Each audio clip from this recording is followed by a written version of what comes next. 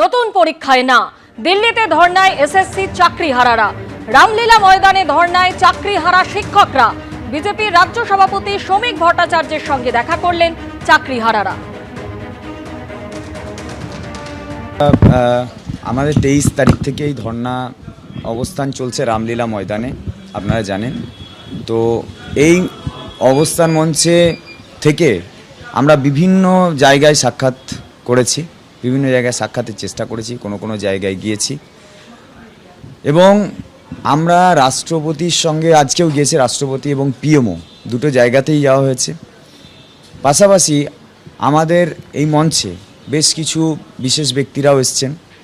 আমাদের মূল উদ্দেশ্য ছিল দিল্লিতে ধর্ণা অবস্থানের মধ্যে দিয়ে যে আমরা আমাদের যে সমস্যা, অর্থাৎ আমাদের প্রতি যে অবিচার হয়েছে, সেই অবিচারটা আমরা দিল্লি পর্যন্ত নিয়ে আসতে চেয়েছি।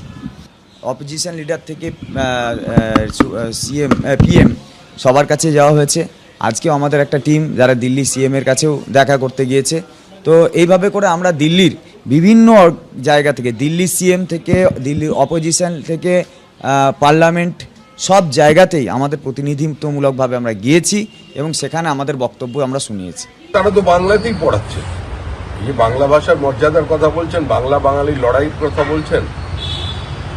তা যারা বাংলায় বিজ্ঞান পড়িয়েছেন, বাংলায় ইতিহাস ভূগোল পড়িয়েছেন, বাংলায় অঙ্ক কষিয়েছেন, তাদেরই তো আজকে এই দুরবস্থা।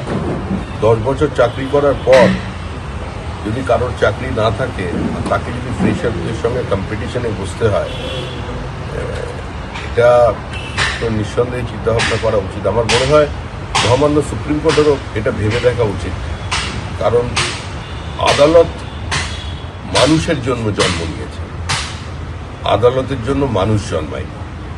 এ ধরনের চূড়ান্ত একটা অমানবিক সিদ্ধান্ত, আপনি টেন্টেড বলে কাউকে বলে দিচ্ছেন, আবার টেন্টেড নয়ও সেটাও বলে দেওয়া হচ্ছে, কিন্তু দুটোকে সেগ্রিগেট করা হচ্ছে, মুড়ি মিছিয়ে মিশিয়ে দিয়ে শুধুমাত্র একটা প্রাতিষ্ঠানিক লুট, চাকরি চোর তাদের বাঁচানোর জন্য, ক্রেতা আর বিক্রেতা এদের আড়াল করার জন্য এরা কিছু মানুষের জীবন যৌবন ধ্বংস করে।